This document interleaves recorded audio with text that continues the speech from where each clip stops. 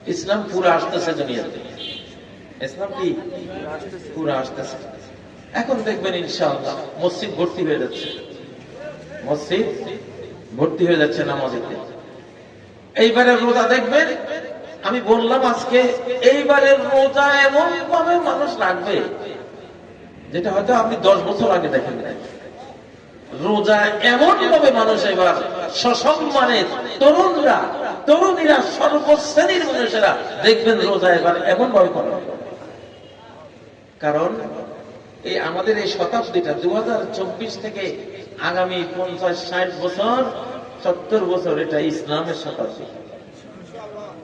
কিসের শতাব্দী? দুনিয়ার সব বিশ্ব ব্যবস্থা এখন এক্সপায়ার হয়ে গেছে, ডেট ফেল হয়ে গেছে। জাতিসংঘ নাই এখন আর। ট্রাম্পে যেদিন ভেনেজুয়েলা দখল করে নিছে সেদিন থেকে জাতিসংঘ নাই, আন্তর্জাতিক আইন কানুন নাই, কিচ্ছু নাই।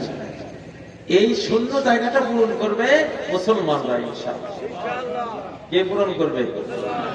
মুসলমানরা পূরণ করবে। কি দিয়ে পূরণ করবে? এই কোরআন দিয়ে পূরণ করবে ইনশাআল্লাহ। ولا تقتلوا النفس التي حرم الله إلا بالحق। অন্যায় ভাবে কোন একজন মানুষকে হত্যা করো না। একজন মানুষকে হত্যা করলে গোটা মানব জাতিকে হত্যা করার সামিল। এই বিধান কার? আল্লাহর কোরআনে।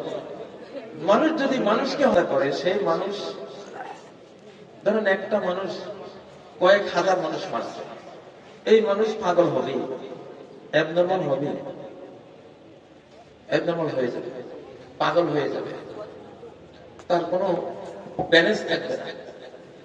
শিশুদেরকে, নারীদেরকে যেভাবে মারছে, ওদের ভিতরের খবর আমরা জানি।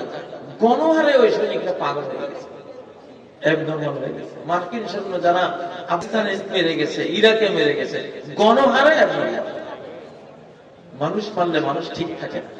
নাগাসাকি হিরোশিমায় যেই বৈমানিক কমফেট ছিল, সারা জীবন অ্যাবনর্মাল ছিল।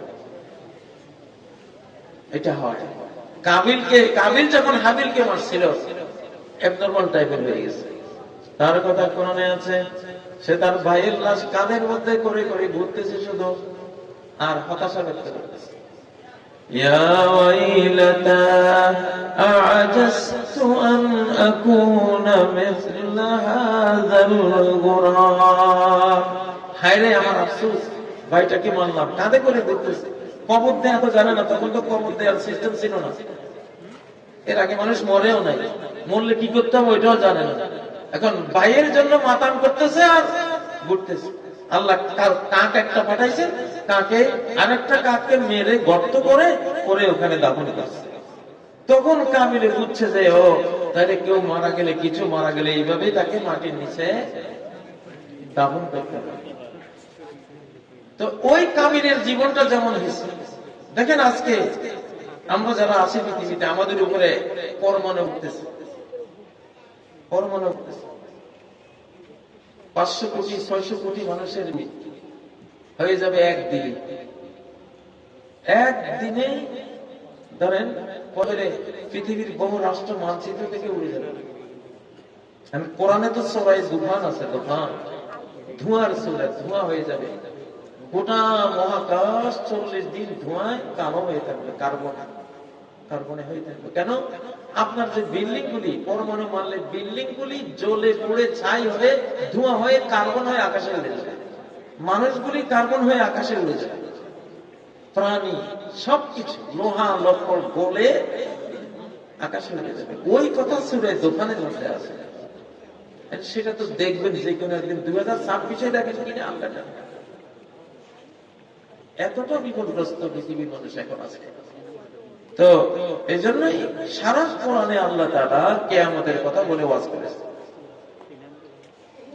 আল্লাহ তাআলা যে বাংলাদেশে এত বড় রহমত করেছেন আমাদের তরুণদের মধ্যে, তরুণরা আমরা, তারা যেইভাবে ইসলামের দিকে আসছে, আলহামদুলিল্লাহ, শুকরিয়া আদায় করা হয়েছে, শুকরিয়া আদায় করা হয়েছে। তুমি ইসলামকে কবুল করে নাও, তুমি তো ইসলাম কবুল করে মুসলিম হয়ে আসো। তুমি হয়তো ভুল বুঝতেছ। আল্লাহর কোরআন আসলে এর চেয়ে লাভ এই পৃথিবীতে আর কিছু আছে? একটা গ্রামে একজন ডক্টরের ডিগ্রি নিয়ে আসে, ছোট্ট একটা বাচ্চা হাফেজি ডিগ্রি নিয়ে আসে। কার মর্যাদা বেশি? কোরআনের হাফেজ। দেখা যায় সে মায়ের বাড়িতে এসে 7 দিন হয়ে গেছে, মায়ের রান্না খাওয়ার সুযোগ পায়নি। এই বেলা ওই ঘরওয়ালায় দাওয়াত দেয়, ওই বেলা অনেক কোরআন। সে তো এক কপি কোরআন।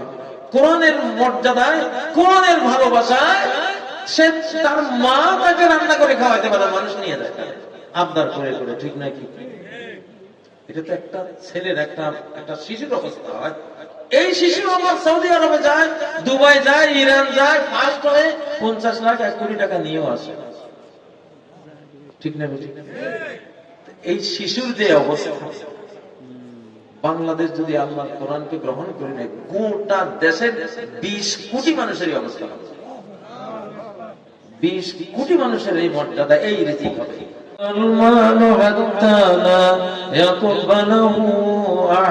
কোরআনকে তো চিনো নাই। কোরআন দিয়ে যেদিন তোমরা রাষ্ট্র সমাজে চলতে থাকবা, সেদিন এমন সম্পদের বন্যা বইবে আল্লাহর পক্ষ থেকে, সম্পদ আর কেউ নিতে চাইবে।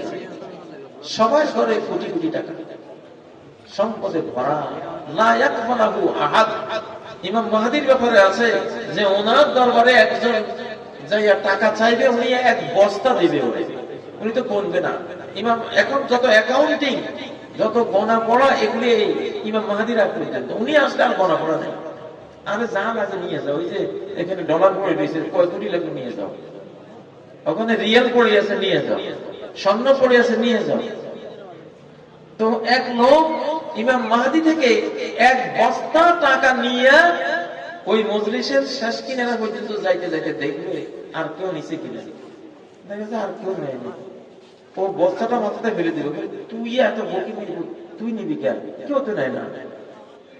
মানে এত সম্পদ আসতেছে কোরআনের বরকতে, সম্পদের আর কোন ভ্যালুই থাকতো না। সুবহানাল্লাহ। 2004 সালে আমাদের পাটোয়ারি বাজার, গোসিপুর পাটোয়ারি বাজারের একটা ঘটনা। এক লোক 1 বস্তা মাছ লই আইছে সকালে বিক্রি করতে, সারাদিন মাছ নিয়ে বসে রয়েছে বাজারের ডেটে, কেউ মূল্যায়ও নাই, কিনে এত দূরে যাবে। এখন সন্ধ্যাবেলা সে মাছের বস্তা থুয়ে চলে যেতেছে, বাজারের গার্ডেরা ধরছে, কই যাবে, এটা নিয়ে যান। আপনি যে এটা থুয়ে যাইতেছেন, এটা ফেলবে কে? তাহলে এই দুনিয়াতে তো মাঝে মধ্যে সম্পদ বাড়ি গেলে এটার আর কোনো দাম নাই, ঠিক না? আজকে তো সারা বাংলাদেশে আমরা চুরি, মানে চুরির গুণে আমরা সবাই গুণী কম বেশ, তাই না? চোরের খনি। ইনশাআল্লাহ এই চুরি শেষ হয়ে যাবে যেদিন এই বাংলাদেশের একটা শিশু যেমন কোরআন নিলে তার গোটা ঘর উজ্জ্বল সচ্ছল, তার আর কোনো খাওয়ার দুনিয়াতে অভাব নাই, ঠিক না? ছেলে একটা বাংলা স্কুলে দিতে পারে না, আগে ইংরেজি স্কুলে দিচ্ছে সেটাও পারে না, জিলে স্কুলে দিচ্ছে সেখানেও ফেল। এখন মা বাবা মিটিং করে, কয় ওই হাফিজি দিয়ে দে খাইয়া বাঁচে, ঠিক না? মাদ্রাসা দিয়ে দে খাইয়া বাঁচে। কারণ ওরা বুঝে একটা টুপি মাথায় নিয়ে আল্লাহ দিলে কোরআনের কিছু সূরা পারলে আর রিজিকের অভাব, ঠিক না? এরকমই ধরুন আপনি আমেরিকা গেছেন, আপনার কোনো ভাষাও জানা নাই, কিচ্ছু জানা নাই, কাউকে চেনেন না। এখন রাস্তার কিনারে বা মার্কেটের কিনারে বসে সুন্দর আওয়াজে সূরা ফাতিহা পড়তেছে। মুসলমান তো আছে সারা পৃথিবীতে, ঠিক না? আমেরিকান কোন মুসলমান শুনতেছে, আরে এই লোকটা করতে গেলে এত সুন্দর সূরা ফাতিহা পড়ে, কামে আর ও নিয়ে হয়তো আপনারা $100 দিল, নাস্তা করে, ভাই ভালো লাগছে, তুমি খুব সুন্দর পড়ানো। তাহলে কার উসিলা খাইলেন? আমি কিসের উসিলা এখানে আইলাম? নাকি আমি এমপি, নাকি মন্ত্রী? হ্যাঁ, কিছু আছে? কিচ্ছু নেই। এই সম্মানটা কবরে গেলে দুনিয়াতে আপনারা কোরআনের কারণে বক্তাদেরকে কি সম্মান দেন, কবরে কি সম্মান দেবে? যখন বলবে করাতু কিতাবাল্লাহ, আমি আল্লাহর কোরআনের ছাত্র ছিলাম, যখন ওই কারি বলবে, মুমিন বলবে, তখন এইবারের ব্যবস্থা মানুষ দিয়া হবে না, সরাসরি আল্লাহর পক্ষ থেকে অর্ডার আসবে, আমার এই বান্দা সত্য কথা বলেছে, সে কোরআনের মানুষ ছিল, কোরআনের ছাত্র ছিল। এখন আমার এই বান্দারে তোমরা অনার করো, সম্মান করো। সে যে ডিগ্রি নিয়ে আসছে, কি অনার করবা? ফালবিসুহু মিনাল জান্নাহ, জান্নাত থেকে কাপড়, তার যে কাফন আছে এটা হইতো না, আমি তার জান্নাতের কাপড় পরাই দেব। জান্নাতি মেয়েরা যে উন্না পড়বে, ওয়ালা নাসিফুহা আলা রাসিহা খায়রুম মিনাদ দুনিয়া ওয়া মা ফিহা, নবী বলেন জান্নাতি মেয়েরা যে উন্না পড়বে, একটা উন্নার দাম সারা পৃথিবী বিক্রি করলে হবে না। সেই জান্নাতের কাপড় ড্রেস নিয়ে এসে আপনারা পরাই দেব।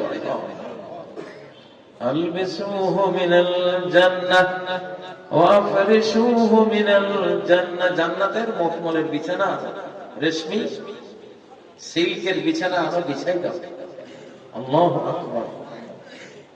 তারপরে কি, ওয়াফতাহু লাহু বাবান ইলাল জান্নাহ, জান্নাত পর্যন্ত গেট একটা করে, যখন চায় জান্নাতে যাবে, যখন চায় এখানে আসবে।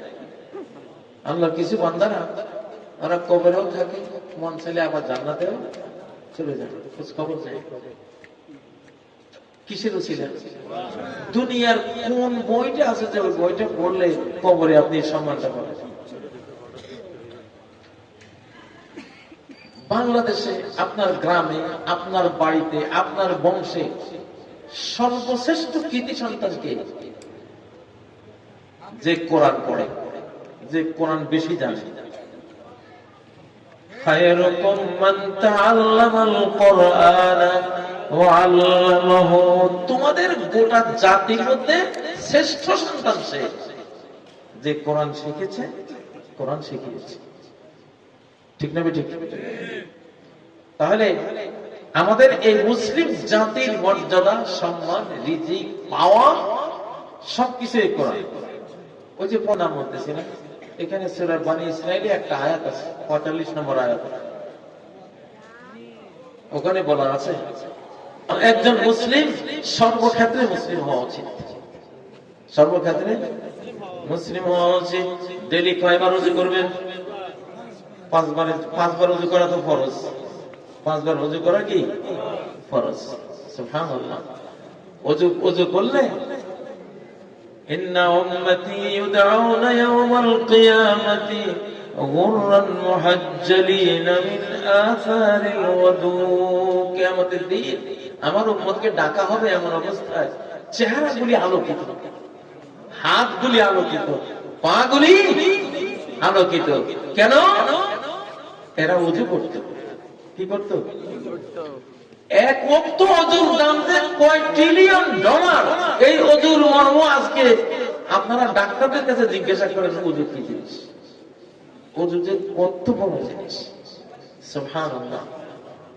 আমাদের যে খোলা অঙ্গগুলি থাকে, এগুলি তো রাস্তাঘাটের যত ময়লা, বিষাক্ত ধোঁয়া, রোগ জীবাণু সব খোলা অঙ্গে লাগে। চেহারাটা খোলা না? যেখানে জীবাণু লাগে, যেখানে বিষাক্ত ছোঁয়া লাগে, সেটা তো ধুইলে, পানির মধ্যে তো হাইড্রোজেন আছে, ওই হাইড্রোজেনে আমাদের জারণগুলি, ময়লাগুলি কি দূর করে দেয় না? আপনি দুনিয়াতেও সুন্দর থাকলেন, জীবাণু মুক্ত থাকলেন, চেহারাটা উজ্জ্বল থাকলো, ঠিক না? মদের বারে জানতো, মদের বাদে যারা বেড়ি খোর, যারা মদ খোর, ওদের চেহারার দিকে তাকান। আর মসজিদে জানতো যারা 5 ওয়াক্ত ওযু করে, আল্লাহরে সিজদা করে, তাদের চেহারার দিকে তাকান, তো আপনি স্পষ্ট বুঝবেন যে ওদের চেহারাগুলি কেমন, আর এই মসজিদের ওলি আল্লাহ এগুলি চেহারাগুলি কেমন। ঠিক না ঠিক? সীমাহুম ফি উজুহিহিম মিন আসারিস সুজুদ, তাদের চেহারার মধ্যে সব সময় একটা আলো, একটা আভা, একটা নূর দেখবা, যেহেতু তারা আল্লাহকে কি করে, সেজদা করে। এটার সৌন্দর্য তোমরা দেখবা তাদের চেহারা। এখন